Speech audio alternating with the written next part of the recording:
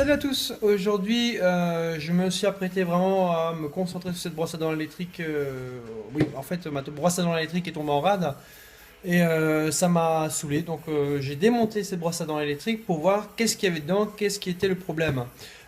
J'avais déjà réparé une première fois pour un bouton poussoir de mise en marche qui était défectueux, donc j'en ai acheté sur eBay pour quelques centimes.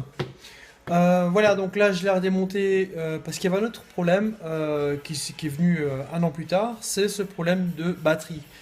Donc je vais vous montrer tout de suite. Donc voilà, en fait vous avez le mécanisme, vous avez la carte électronique qui va gérer tout ce qui est la partie mise en marche, arrêt, puisqu'il y a un micro-relais, il y a effectivement alors c'est du CMS, hein.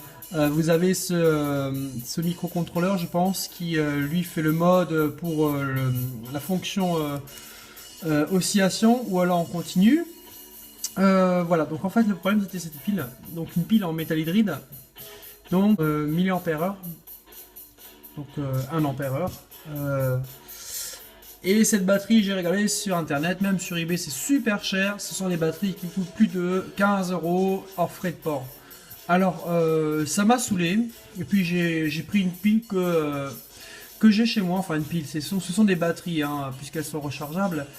C'est du nickel métal hydride. Et sa puissance est un peu plus conséquente de celle-ci, puisqu'il s'agit de... Alors, on va regarder ensemble, parce qu'avec le zoom, c'est un peu difficile.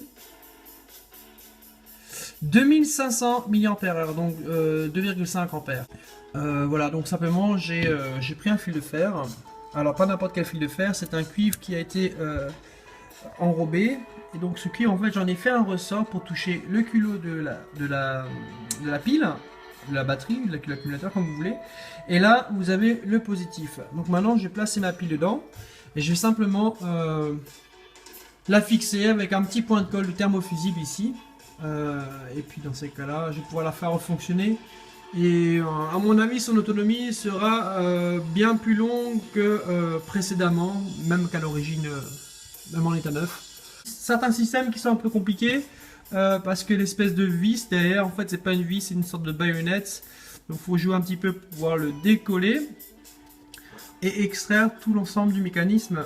Je vous encourage à faire ça plutôt que d'en acheter une nouvelle pour la bonne cause de notre planète aussi.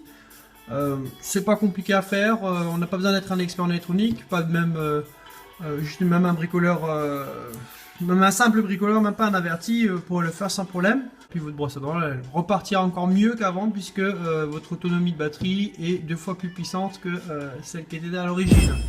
Donc j'ai soudé la batterie, enfin je l'ai collé plutôt avec de la colle thermofusible.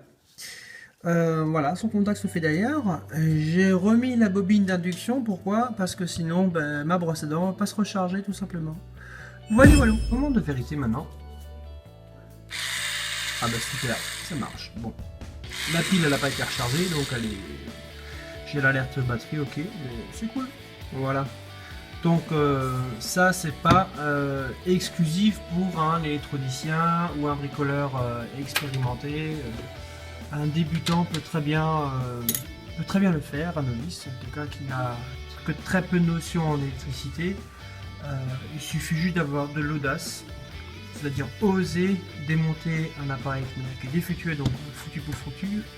Autant le démonter, voir ce qui se passe.